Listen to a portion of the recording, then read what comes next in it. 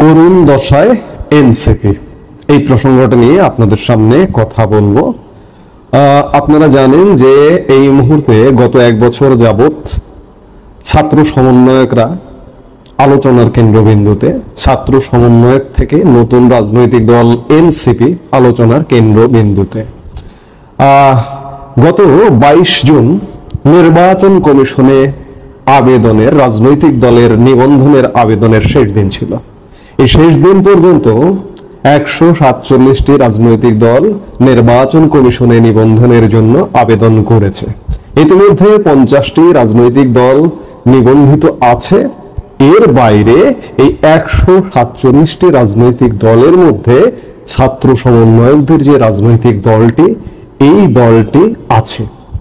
এই দলটি নানা কারণে আলোচনার কেন্দ্রবিন্দুতে, কিন্তু অত্যন্ত পরিতাপের বিষয় যে দলটি আসলে একটা করুণ দশার মধ্যে আছে।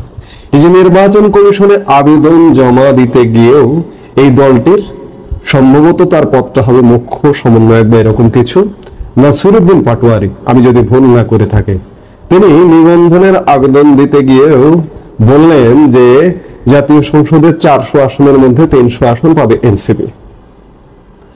জাতীয় সংসদে 400 আসন কোথায়, কিভাবে এসছে?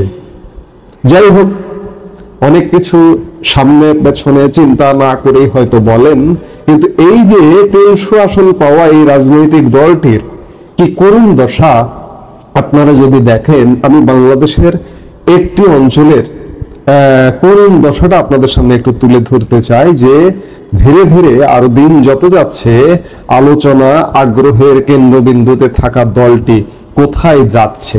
ঘটনাটি রাজশাহী মহানগরের একটি গণমাধ্যম শিরোনাম করেছে, শর্ট নোটিসে এনসিপির বিক্ষোভ, জেলা মহানগর মিলিয়ে জমায়েত 2.25 ডজন।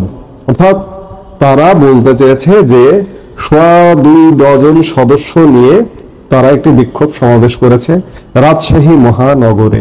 খবরে বিস্তারিত বলা হচ্ছে, জাতীয় নাগরিক পার্টির রাজশাহী জেলা ও মহানগর ইউনিটের সদস্য সংখ্যা 43। তবে গতকাল মঙ্গলবার বিকেলে 2 ইউনিটের ব্যানারে রাজশাহীতে আয়োজিত এক বিক্ষোভ সমাবেশে 27 জন নেতাকর্মী উপস্থিত ছিলেন। টোটাল জেলা কমিটি এবং মহানগর ইউনিটের সদস্য সংখ্যা 43।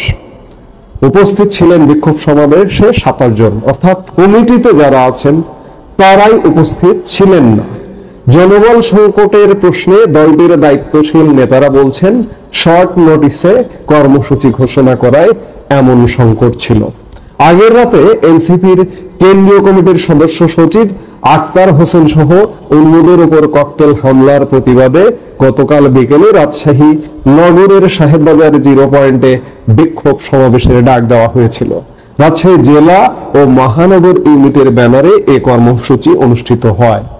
যেটি হোক, শর্ট নোটিসে ডাক দেওয়া হোক আর যেটি হোক, অন্ততপক্ষে কমিটির 43 জন তো থাকা উচিত। আচ্ছা, শুধুমাত্র কমিটির 43 জনকে দিয়ে কি ভোট হবে?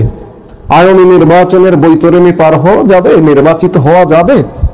আসলে এনসিপির অবস্থাটি কিন্তু এমন, সারা দেশে এনসিপি এমন করুণ দশায় নিবর্তিত।